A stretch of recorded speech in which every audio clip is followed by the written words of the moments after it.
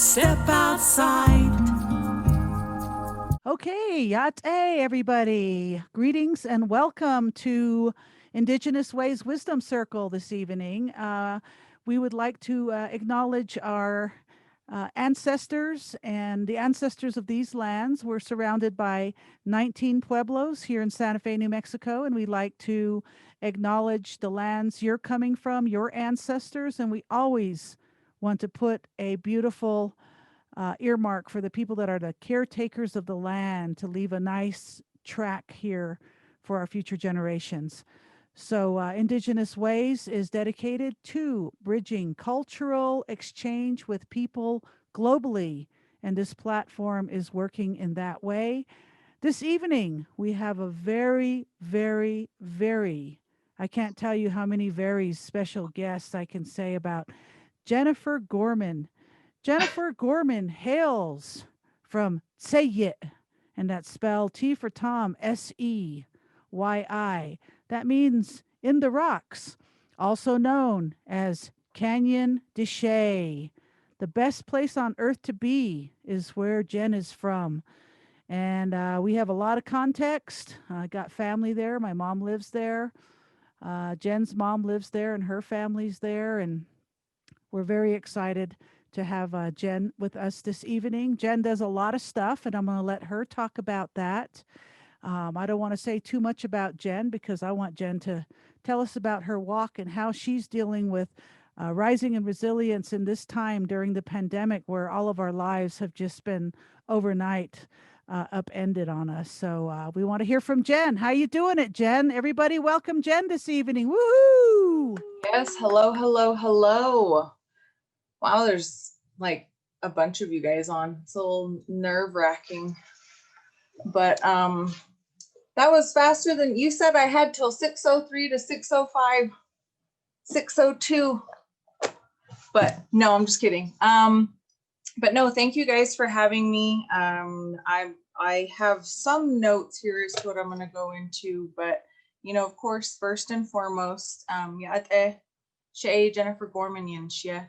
Bilagana nishna do change kina bashichin na kaisi chedo to mahada shanele. My mom and my dad are Lorna and Melvin Gorman, and I know my mom is on, and then I have my maternal grandmother and probably grandfather listening as well. And then actually my wife is on, Alberta, so looks like she just came on in as well. So, you know, I was born and raised in Chinle, Arizona. So actually inside the Chinle Hospital.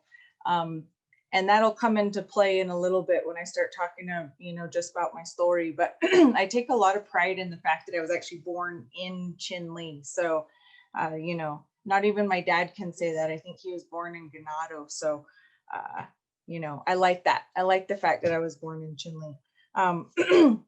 But I I'm going to skip forward just a little before I go back to my childhood, but I have a degree in exercise science from Arizona State University and a master's degree in sports management. And then I am currently also working towards a master's in addiction counseling. And I have about a year or so left in that particular program, you know, with practicums and such like that. And hopefully I will be transitioning into that role soon. But I have been working in fitness, you know, since about 12 years, like since I actually got into the workforce of fitness.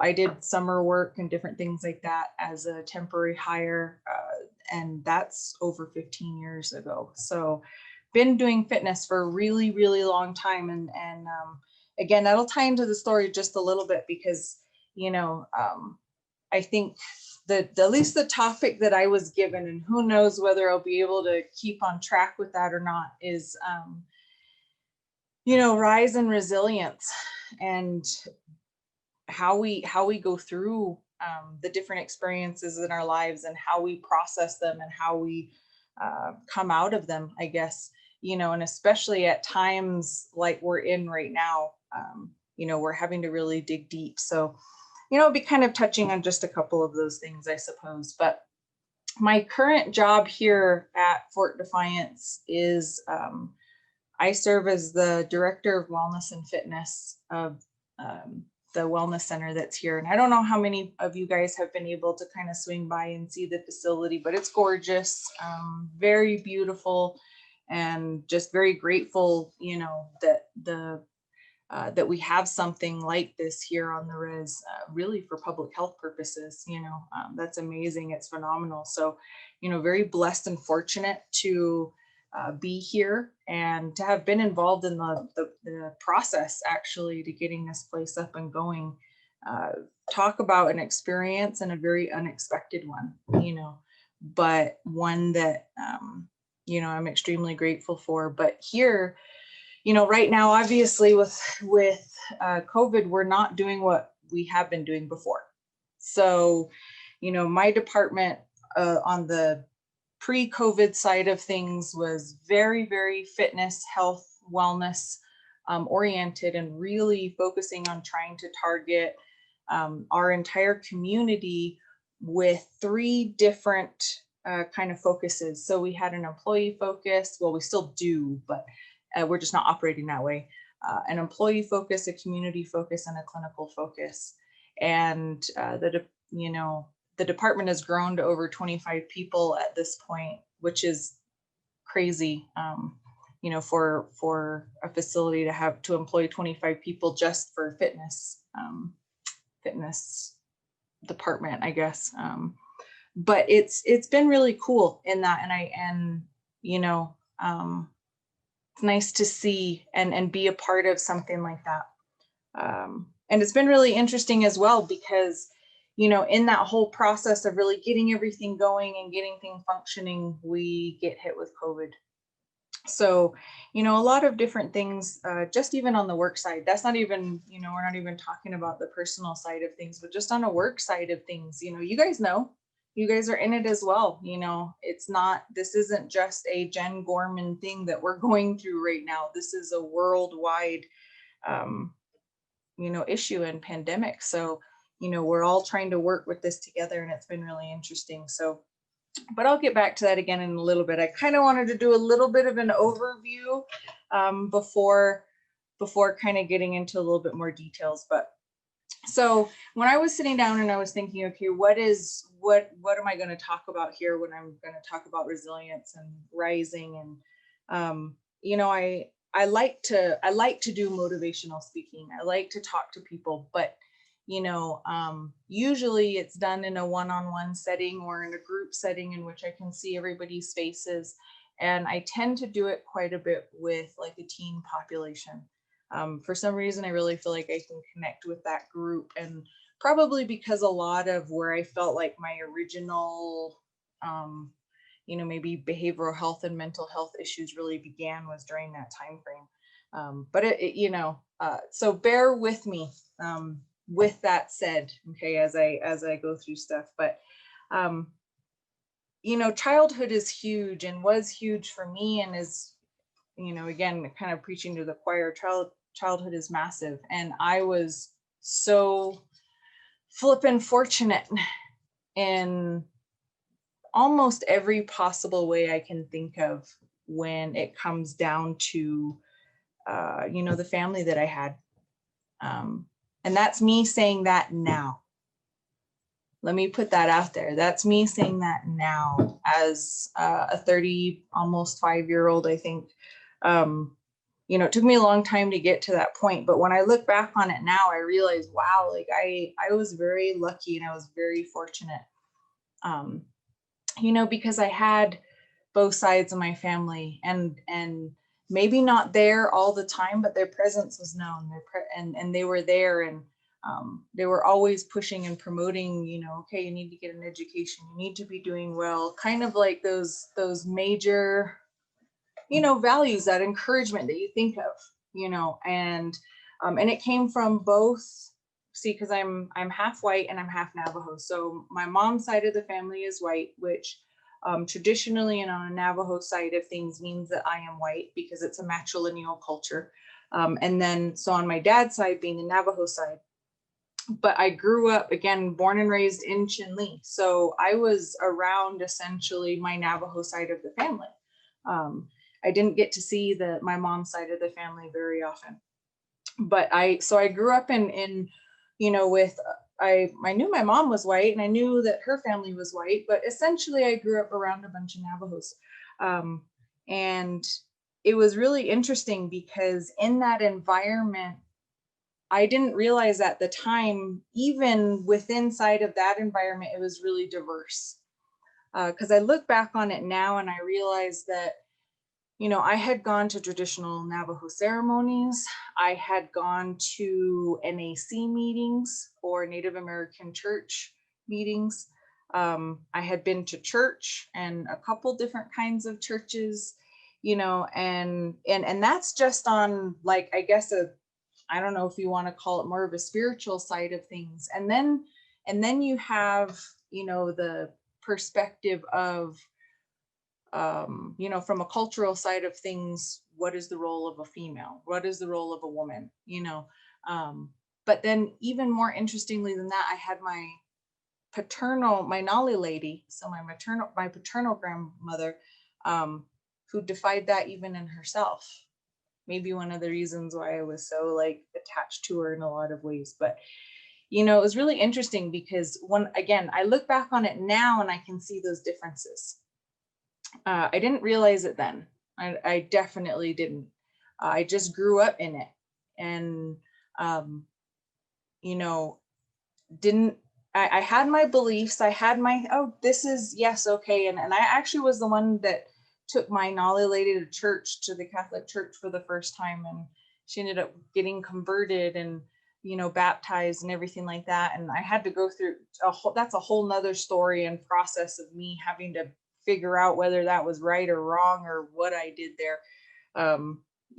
It's funny how as a Native at different times in our lives, you hit that, did I just betray our culture? Oh my God, I've contributed to assimilation. And I think I've had that many times throughout my life, but, I see that now. And it's really interesting because I think in a way, when we're talking about resilience, I attribute a lot of that diversity to my early resilience, I think. I saw a lot of different things. I had really strong women and really strong men, role models, and, of different skin colors. My mom's side of the family, my mom, don't speak Navajo, so you still had to have these two different conversations for everybody to kind of understand what was going on. And I look at that and I think, that I was really raised from very early on to be accepting. Although, of course, my grandma, my Nolly lady, to a certain extent, I'm not gonna lie, sorry, Mom, but sometimes had some quips about my mom. Just probably because there was just a misunderstanding what was in thought process and in culture, but it's interesting because, going through that and kind of seeing those things, I think even as a kid, and I had a, pretty rough, I think, teen time frame. There was a lot of depression that was there for a lot of different reasons.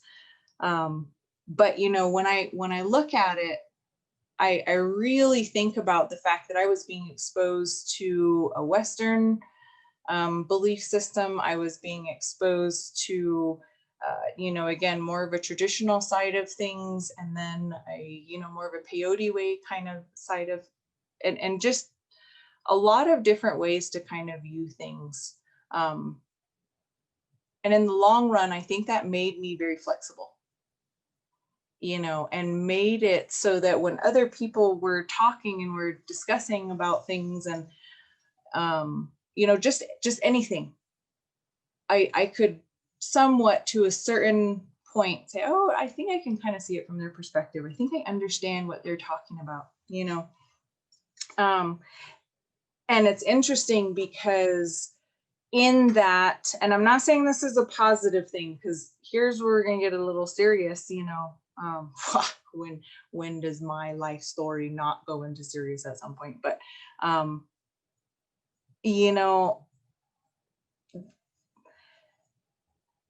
when we talk about the, you know, and again, I'm trying not to focus on these things, so I'm just going to rattle them off because I don't want to tell horror stories. We all have them, you know, we don't need to rehash them. There's no point in reliving it. Again, that'll all kind of tie in here in a little bit, but you know, between just different life experiences, molestation, drug abuse, cutting, suicide attempts, car accidents, just abusive relationships, trying to run away from feelings at every possible, you know, moment of the day. You know, I've experienced a lot of those things, and it's really interesting because, you know, again, looking back on it, I'd be sitting there and sometimes just done, you know, just I don't know what's going on. I'm done with it. I might as well just lay down and die right now because life is done. You know, I can't figure this out. And there would be something that would pop into my head. Something, you know, was it the coyote stories that Miss White used to read to my second grade class every single day at 3 p.m. You know, was it, you know, my mom reading one of the Bible stories to me from a children's book? You know, was it hearing my grandma, my Nolly lady, inside my head saying, you know, it's going to be okay, you know, just let's go outside, let's pray about it, you know, it's going to be okay, let me hold you, you know, just different things like that. It's amazing to me how many times those things came up. Those things were what would kind of come to the forefront. And a lot of times it made it a little bit worse before it got better. Like, I'm not going to lie about that, you know, because like you're at this place where you just feel awful and you were like, I just want to be validated in some way, you know, and then there's this positive something that's popping into your mind, or there's this something that's just tugging at your heartstrings that's like, yeah, this is for real, man. You don't want to let this go. And so you get mad, you get frustrated at it because we want to be pissed off. You know, we want to be angry at whatever the situation is that we're in. And, you know, those are the types of things that would pop into my head. And it's not so much that anymore, but I remember at that time really having a lot of those things and saying, oh my goodness, like, you know, I miss my grandma. I need to go see my grandma, you know, or, you know, waking up and not such a good situation. And then at that point, you know, sitting down and saying, all right, let me actually eat a really good meal because I haven't eaten in over a week. You know, and regardless of who, you know, if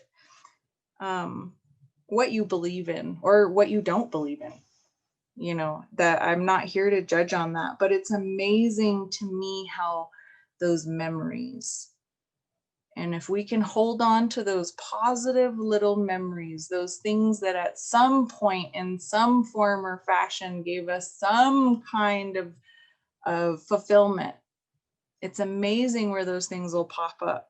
And, you know, to a certain extent, how it can and save your life at times. I know it saved mine. You know, I don't know whether that was God, I was being blessed, you know, well, I mean, I have my own belief system on that, but, you know, just for everybody in general, you know, I can't say I know exactly what it is, but I do know that I'm blessed. You know, no matter what, I know that for sure through all of that. And I remember when I was in high school, I really got to a point where I was super depressed, and that was the first time I saw a therapist, and no big deal. Well, not no big deal, but I'm skipping over that part. I didn't really connect with him. I didn't like him, so I didn't talk with him, you know. Then by the time I got to ASU and a couple other things that happened, and like I said, you guys want to ask me questions later about all the little juicy details, you're more than welcome. Because there's a lot of them, but that was actually the first time I met a therapist that was awesome. That was awesome. And, you know, interestingly enough, this lady was, oh, I don't know, 4'2". She had this huge pot belly. You know, she's this white, she's probably about 70 or so, probably 72, 73 years old, if I remember correctly. And like this crazy orange dyed hair, you know, and she was just a hoot. She was just a really, you know, and she was actually a child psychologist. She was a child psychologist. But she was recommended to me, and I was like, you know, why not give this a shot? And it was really interesting because, you know, I was so comfortable with her. I was so, well, okay. She also had like stuffed animals everywhere, toys, cars, blocks. Now, if you don't know anything about me, all right, so here's a line. I'm at work, by the way. Here's this little guy there. Here's a toy. Here's a toy. I have more toys. Okay, so I'm a big kid, you know. I'm a big kid. And that immediately sucked me in. I remember I was sitting there cuddling everything, and, you know, she was the first person that I can recall or remember. And at this point, I was like 20, 21, 22 years old, I think. And she was the first person to ask me, so how do you do it?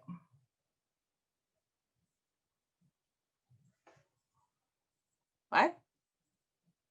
What do you mean, how do I do it? Like, how do I do what? You know, I didn't understand. I didn't understand what she was talking about, you know. And ultimately, you know, we really got into, of course, we actually really delved into a lot of childhood and different issues that I had there. But it was really interesting because ultimately what she was really asking was, how is it that you keep going? You know, you consistently are ranking like really awful depression scores. You're consistently getting yourself into, you know, different issues with drugs and with situation or with alcohol, and, you know, you're just not making the right decisions, you know, and but you're also still paying your rent, you're still going to school, you're working full time, and all your bills are paid. So, you know, what's up? You know, why work so hard to just be unhappy the way you are? You know, and that's kind of a really tough question. I mean, why work so hard if you're just going to be as unhappy as you are? And that's really when I started kind of digging down and not even, and with her a little bit, but also just within myself and learning, wait, I need to really start thinking about myself here. I need to start doing some self-reflection. You know, usually when I would self-reflect, it was, oh, Jen's an awful person. Oh, she made this mistake. Oh, this is why she's an awful person. You know, oh, this is why you're worthless. Oh, you know, I was always this negative, just slew of things that would be coming at me. But what if I actually took a look at myself and was like, well, why, if there's all these awful negative things, and again, it's not saying that I didn't attempt a couple times, but, you know, why is it not working? Why can't you figure it out? Why are you still trying? Like, why are you still trying? And I think, interestingly, this is really where I'm going to pull into resilience, or I guess back into it. really thinking about where and why and who and all of those crazy questions that sometimes seem to bewilder us. Especially within a time like right now with everything, all the different things that we don't know. I didn't know what diagnosis was right for me, or whether I really was crazy or I wasn't crazy, or I needed medication or I didn't, or I was an addict or I wasn't. I don't know whether this vaccine is coming out tomorrow, if it's going to be in March, and if how people actually did during Thanksgiving, and whether they all got together, and whether our numbers are going to triple, and we're already running out of beds, and where are we going to send people? It's the same. It's the same. And when I say it's the same, of course I don't mean the situation. That's different. That changes. Throughout our lifetimes, you yourselves can probably think of 5 different things that you've gone through in your life that you're like, I don't ever freaking want to go through that again. And you can probably think of 5 things that you say, wow, I would love to experience that again. I would love to experience that again. And I think that for me, that's been my saving grace. I don't know where it comes from. I tried to give you a little background as to the amazing family I had, and there were issues within that, but I don't know where that comes from, and sometimes it's not there. Some of you guys have seen me, sometimes I am not Miss Positive. I don't think everything's going to be okay. Sometimes I'm flipping out, but overall, once I get all that crap out, then I'm able to sit down and I'm able to take a look at things, and I'm able to say, hey, actually, this is actually really cool. Look at all the stuff that we're doing here. This patient that we called today was so grateful. Or this patient today, we literally saved their life, because we were able to get them in, and, they were flown out and they're okay, and sometimes maybe they're not okay, but you gave them a freaking fighting chance, and I think those are the types of things that I try. I try so hard to focus on those things, the positive aspects of things. And I try to forgive, individuals or people or situations or circumstances that I don't understand. I'm not good at it all. Again, but you got to try. And to me, I think resilience is trying, I think the technical definition or what have you is, the ability to come out of a situation in the same or better circumstance or place that you were before, which is really broad if you think about it, because how do you get, what is there a time frame? Like, do you have to be better immediately? Or is it something where you're better after 6 months or 6 years? And that's what I believe in with resiliency. You may not realize you're being resilient right now. Just waking up and getting out of bed and putting the coffee there and whining and complaining, all the way to work that you have to go to work. But you still do it. You still get up, and you still know that in the long run, there's this person that you care about, that you need to contact. It's important to you. And ultimately, I think that's what it comes down to, is trying. I fail all the flippin' time. I do. And the only thing I can do is learn from it. That's it. That's all I can do. You know, I make a mistake and all I can do is learn from it. If I hurt somebody, all I can do is apologize and ask how I can make sure they don't do it again. You know, with COVID, all I can do is take care of myself, wear my mask, make sure I'm educating people, wash my hands for 20 seconds, you know, cry, kick, scream, you know, let it all out. And then I think about it and I'm like, damn, you know what? I actually don't speed as much anymore because COVID made it that I don't need to speed. Why should I rush everywhere? That's a positive. You know, speeding is not healthy for you or for me. And I speed so much less now because I just want to relax. Hey, that's a positive thing. You know, I know here on the res, when you look around, people have actually started building and adding onto their homes and painting their houses and, you know, all that stuff. Like, dude, that's really awesome. People are hopefully, you know, you see several of them investing in themselves, investing in their families. That's resiliency, you know, and I think that it's interesting because, again, you read a Western concept of it and it's, you know, some people it's more genetic and some people it's not. I'm not saying that's not the truth. I obviously am completely Western educated and I'm getting a degree in addiction counseling, but you know, it's also something where we don't have to be so definition bound. You know, think about that, you guys. We don't have to be so definition bound.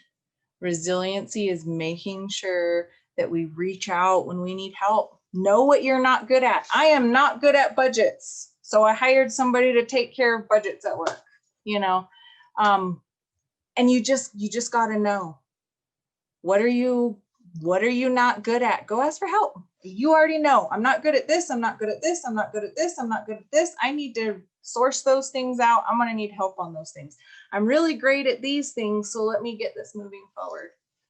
I'm a fixer, you know, and that totally can backfire at times. But ultimately, I think the big thing, no matter what, you know, that I see it is I think all of you guys are resilient. Everyone who's here, who even took the time to log into this, you're seeking betterment for yourself in whatever way, because everybody has something to give to everybody else. No ifs, ands, or buts. You can't keep what you have without giving it away, point blank, period. So, you know, you're here. And that's the amazing part about resiliency is that's all it takes. Trying. And sometimes you don't even know you're trying. But give yourself credit for that. Don't let that just slide on by and oh, whatever, it's not there. No, it's there. You did that. You made that choice. Give yourself credit for that, you know? And I think that's a really big part of managing what we're going through right now. There's so many unknowns, so many things that, you know, where, I don't know. You know, I don't have the answer to that. I wish I did, but I don't. Think back on a time in your life when you wished you had the answer, but you really didn't. There's probably several. And guess what? You're right here, right now. You got through it. You got past it. Maybe it still haunts you a little bit, but it's not there. It's in the past. We're right here, right now. And that's the amazing thing I think about just remembering who we are and remembering where we came from. And if that wasn't such a great thing, then remember that all of this that's touching the ground right now, that's where you are, that's breathing in the air, man, we're freaking miracles. You know, I know that may sound really hippie-ish and I don't know, but several of you guys know me on here. You knew this was going to get to this point anyway, but like for real, you know, resiliency is just being able to take a look at every name that's on this screen and say, man, Thank you, man. I bet you that person's really cool. And just sending that positive thought out there. And then without any other weird crap coming into your mind, take a look at all these people that are here and assume in a good way that they're thinking positive thoughts about you. Maybe they're not, but who cares? You know, Amber works with me all day long. She could probably sit down and say all sorts of crap about me. But I'm going to sit here and say, no, Amber is holding her son right now. And she's saying, oh my God, this Jen just loves you and we love her. I'm going to imagine that in my head, and that's what I'm going to hold on to. And that is what I'm going to think about as I'm driving home tonight, tired, but oh, there's a baby who loves me. And that's going to help me get up tomorrow morning, you know. So I think resiliency doesn't have to be so huge. It can be real small. Just a lot of really small things put together to make something amazing. And that's you. That's me. That's us. You know, that's really freaking cool. And so, you know, ultimately, I guess that's what I really wanted to share. It was all over the place. You guys didn't get, you know, you probably are like, I have no idea what this girl is all about whatsoever. But, you know, I guess what I really wanted to share with you guys is you can do it. You know, we've all had some pretty rough times, and I'm not saying that to try and normalize or generalize or say that my issues are the same as yours, because they're not. None of our stuff is the same ever. And some of us probably are going through a harder time than other people. That's the nature of life, you know. But ultimately, you know, regardless of any of that, I'm just, you know, really grateful to be here. I'm grateful to be alive. I'm grateful to be a failure. I'm grateful to be successful. I'm, you know, I'm grateful when I cry, even though I don't think so. You know, everything that we go through and everything that I've gone through, I'm really, ultimately, I will, if I'm not grateful for it yet, I will be later. I will. It'll teach, I'll have learned something. I have to. I mean, you know, I learn everything the hard way. So if I have to learn the hard way through COVID, well, that's nothing new. That's how Jen rolls, you know, and I'm okay with that because it's me. This is how we roll, you know, and I'm not saying that to try and brush things off. You know, I'm trying to figure out how to say this, and I'm struggling to say it, but nobody's perfect. We're never going to be perfect. We're always going to make mistakes. And the key is to stand back up and keep trying to go forward. And that's resiliency. That's my definition of resiliency. So every single person that you see, you know, every day, that person has resiliency in them. They do. And it's just a matter of really sitting down and, you know, hopefully on a day-to-day basis, becoming a little bit more familiar with it. So some days I'm good at it. Some days I'm not. And so we work through it together, you know, and I think that's the biggest thing is I just want to let you guys know is it's together. I attribute a lot of my resiliency to my childhood and the family that I had, you know, whereas you may attribute your resiliency to something completely different, and that's amazing, you know, but it's there. And I'm really grateful. I'm grateful that you guys spent the time to even listen, you know, and by all means, if you guys want to reach out or have questions for a little bit later, I'm down for that too. You know, but we're here and we're together. And I guess that's kind of the biggest point to resiliency, right? You know, is, you know, I don't know, I guess for me, again, I'm a very social individual. If it was just me and I'm just surviving just for myself, then, you know, that's kind of boring. I'm no fun. by myself, you know. No, I do it for you guys. I do it for my family. I do it for my friends. I do it because, you know, this is where the fun is at. This is what I get the most enjoyment out of is people. And so, you know, I love you guys.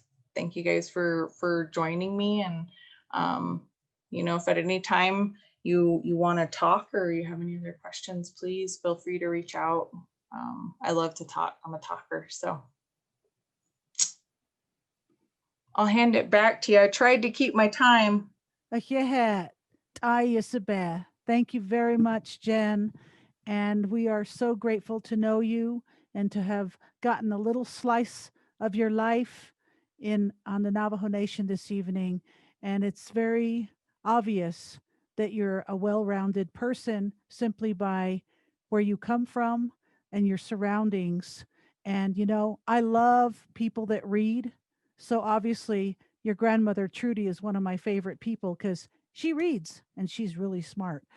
And Ray, your grandfather, super exotic. Your traditional Navajo Gorman family in Chinle, very respectable Navajo speaking people. And of course, your mother, Lorna, my favorite person on planet Earth, one of them at least. I have many, but Lorna's one of them. And one of the most amazing human beings I know. Lorna, I know you're here with us tonight, and I'm so glad you decided to stay on the res. Yay. So Woo! we got Jen and all your family to enjoy on the reservation.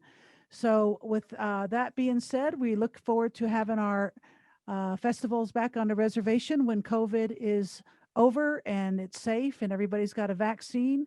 We're planning on doing our festivals back at Dene College and in Chinle. And Jen has been our MC for our festivals on the reservation. And I'm gonna tell you what, this young woman can run marathons, but she can also be an MC for an 8-hour festival, man. She's like on stage all day long, telling jokes in between when people are doing sound checks and taking guitars and equipment off. You know, Crying. Jen's up there telling stories. I don't know how you do Crying. it, Jen, but you're pretty amazing. We love you, Jen. I'm going to pass the microphone over to my beautiful partner here, Elena, and we got some really exciting stuff tonight. Stay tuned. And then we want to invite you back in just a moment. Thank you so much for that, Tash. And thank you, Jen, for sharing your experience with resilience and rising. If this is your first time in with the Zoom, we're so glad you're here. Or if you're in our social media, thank you for blessing us all this evening with your essence, as Jen also recognized. This is the time where we're going to just share what's up and coming in the Indigenous Ways virtual events. So next week, we have the beautiful Lorenzo Jim. He is a Navajo Dene and is at the First Nations Health Center in Albuquerque. He's been doing extraordinary things down there and being of great service to all the pueblos and the reservations in the corners in New Mexico of taking PPE and food and all sorts of things. So he's going to come and share about that, the rising and resilience. So be sure to come back, or if you have low coverage or bandwidth, you can catch us on all our social media that you'll see just down below Tash and myself. So if you're in social media, be sure to like our page. Above us, our head, you can find out about all the amazing people that have been in, that are up and coming, in our website, IndigenousWays.org. And this is all possible. All these events are free. There's no cost. But I'd like to give a shout out to our wonderful sponsors who have made this possible. That is the National Endowment of Humanities, the New Mexico Humanities Council, the West Ave Cares, West Ave, the New Mexico Arts, and also the National Endowments for the Arts. So we're very grateful for all of those sponsors, or also to all those amazing individual donors that have contributed to support all our presenters that have been on, and also our amazing interpreters who we have had through all of our events, where we started the 1st of April. And making access available to all. So I just want to give a beautiful shout out to Crescesiando, who's with us right now. And before we had Sandra, our ASL interpreters tonight. So thank you. What else is happening? Who can believe it? We're in December. Who would have thought? We're still here, as Jen said.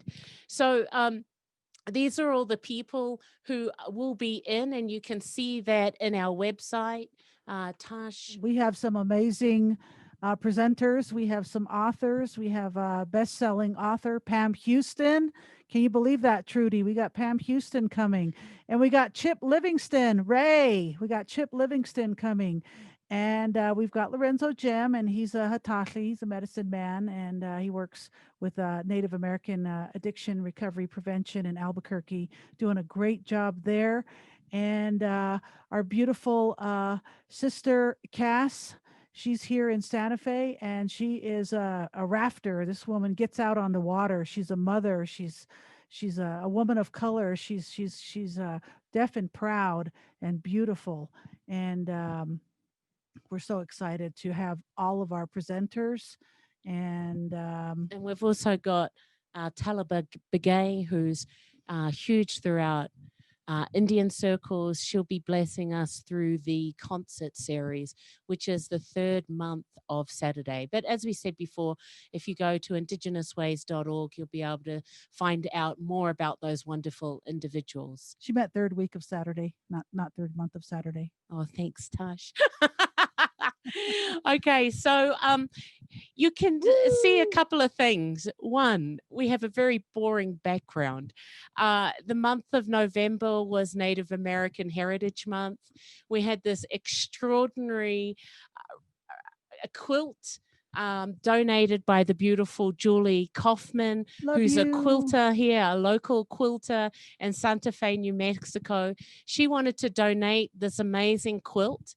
And also, as you know, we've been doing lots of runs to Black Mountain on the Navajo Nation. Her big thing is water. And so for the month of November, we had this online where you could purchase a ticket for $10, and it would put you in the raffle. If you bought if you did $50, you'd get 6 tickets. So behind us is the wonderful fishbowl with everyone's names in it. And what we're going to do is we're going to draw that and let you know who won this extraordinary quilt, which is reversible, thanks to Julie Kaufman. And also, everyone's a winner here because all the money that went towards the quilt, which was $680. So we've got 61 names. You've got 1 of 61 chances in the bowl. All of that money goes for the long-term solutions of getting water to Oak Ridge, which is on Black Mountain. And so that's a project that we're going to be talking about more through this platform. But what you want to know is who won the quilt. So let's give it a big shake up. And a drum roll, diddle diddle diddle diddle da. Actually, what I'll do is I'll hold it, Tash, and you can talk. Hang on, wait. Let me give it a good shake. Oh, okay. Okay, here we go. Go, come on. Oh. Close your eyes. Okay. Who is the wonderful? Oh my God! Who is the wonderful recipient of this beautiful quilt? Are you tonight? ready? Lillian Orbkey. Lillian Orbkey, who is in Cortez, Colorado. So we're going to be posting that to you tomorrow. God. I want to Lillian. cry. I want to cry. Lillian is not with us tonight, but she's going to be shocked. She is one of our colleagues in the interpreting world. She is a fisherwoman. She fly fishes. She hunts for deer. She's an amazing ASL interpreter. She's a wonderful human being. So there's not a more deserving person than Lillian. She No, didn't w- get her deer this year, so we'll make up for it with this blanket. Woo! So Yeah. we want to thank everyone for participating and making the start of long-term water solutions up on Black Mountain possible. So going with that, we also received some CDs from Hillary Noble. The artwork was done from Jerry Barney. We're going to toss that in the postal box, which is here, which has got the quilt in it. So some wonderful sounds coming from Boston, Massachusetts. So thank you, Hillary, for that. Also, thank you, Julie, in making this possible, but also thank you, all of you who participated to make the funding of this possible. Woo! Yeah. Now, if you missed out, we've also got a page to donate, PayPal, Venmo.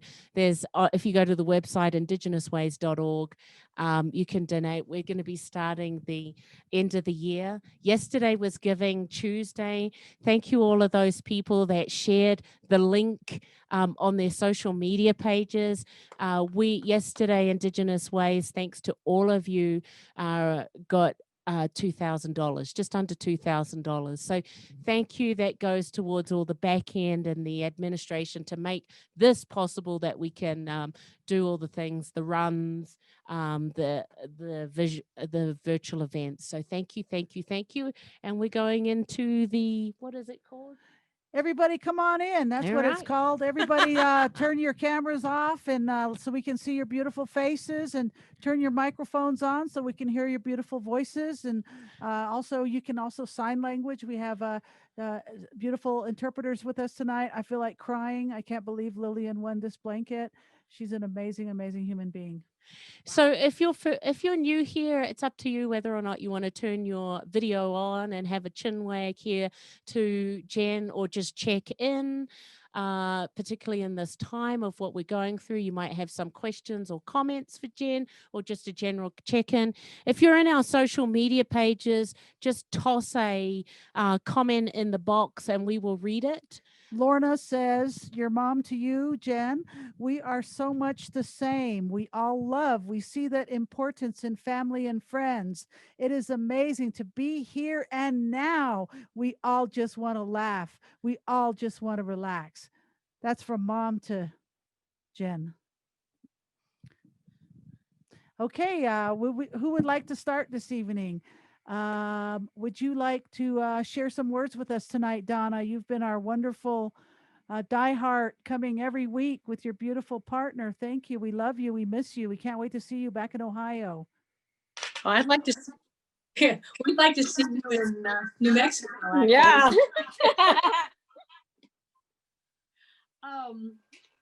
Jen, that was very inspirational. It's great to know that no matter what you come from, where you are, it's okay. It's all okay. And it's positive and good. And I always hear a message that helps me every time I come here. So I keep coming back. Yep. People are amazing. Thanks. All right, Christina Bueno. Do you want to say some words, Christina, from New York City? Hi, this is Christina. Yes, I'd like to thank you, Jennifer, for sharing your life story with us. And I know and I understand the struggles, because I too have faced struggles and had to live through them. Struggles, you mentioned your identity and life, and wondering how we matter. And then you talked about religion, the conversion, your grandmother to Catholicism, and just the different variety that exists in the world, the different types of culture. I've gone through something similar, where I have a father who's Mexican.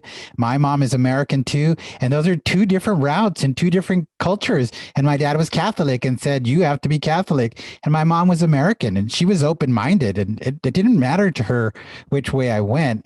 And just with the whole difference in many religions that exist, I can look back and think to myself, well, I wish I understood more what God meant, because I didn't understand then. And I didn't understand what Jesus Christ meant until a few years ago. And I'd spoken to spiritual leaders, and they had told me not to worry about baptism and that that's not a must or a requirement in life. And what I was told is live as you will live on earth until you pass. And when I pass, I will join the stars. And that's all we can do. We can't spend our time worrying about what's going to happen at the end of our life. We can't do that. And I really appreciate what you said. We're not perfect. None of us are perfect. And that's the absolute truth. We all make mistakes. And sometimes we make mistakes, and those mistakes actually help us turn into a better person. Yeah, amen to that. No kidding. I mean, thank you, Christina. There's it's good to hear that, you know, because I think even though you say it, or even though I say it, right? We say it to other people all the time. It's easy to, because we're like that. We're givers. We like to support other individuals. But then being able to take that and look at it and actually really, instead of just, yeah, I love you, you know, actually really looking at yourself and being able to say that and recognize those things. I mean, we're always going to have things that drive us nuts or that trigger us or make us go bananas, you know, but if we can just get through that moment, after that moment, you realize, that was kind of funny, or like you can detach yourself from it being so serious, you know, and I think that's just, it's great. So thank you. Awesome. Thank you very much, Christina. Thank you too.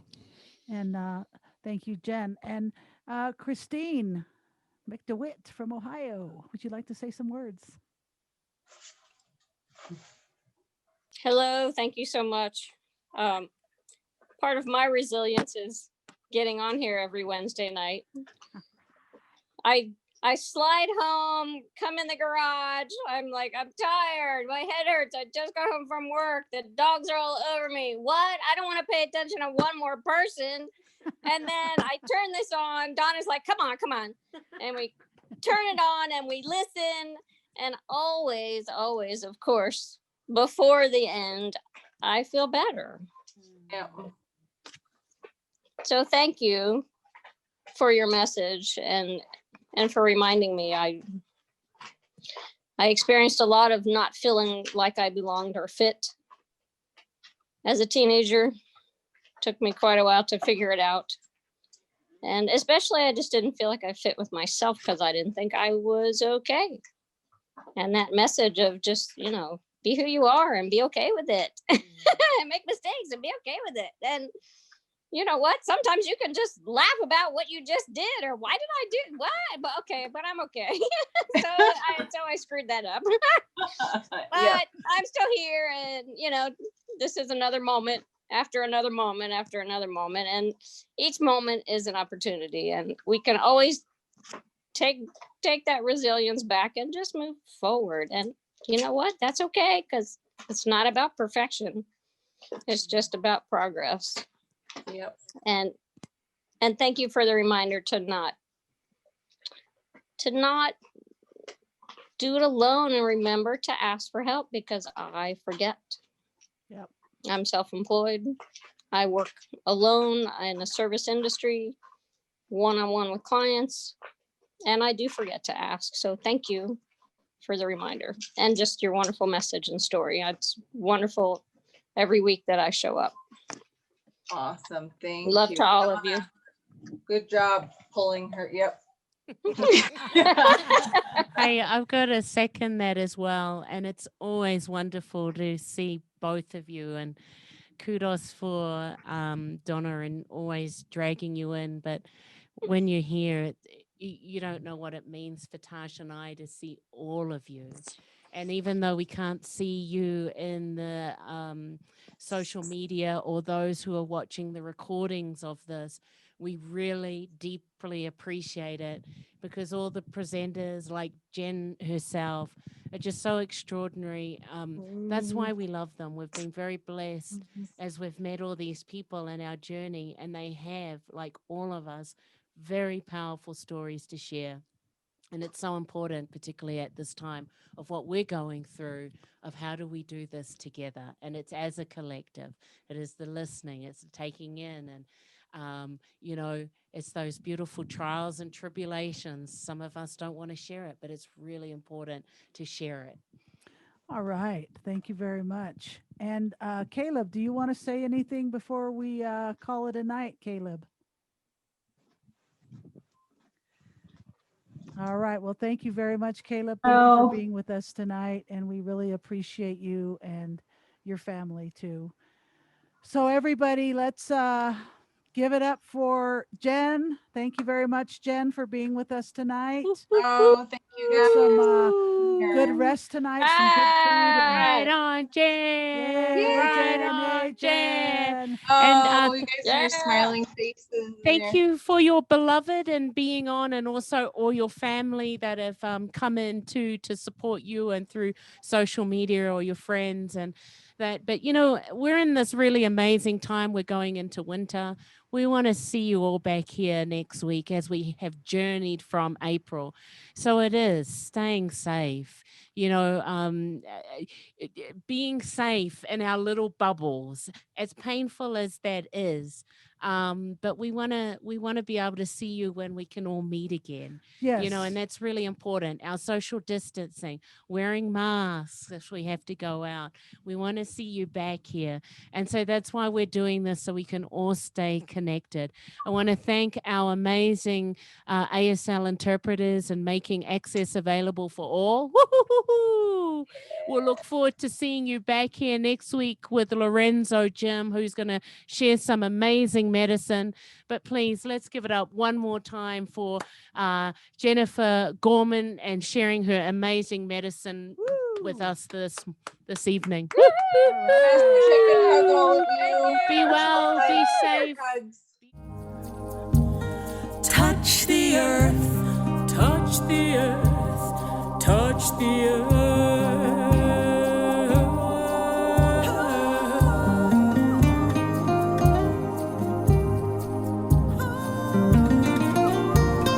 Feel the rain.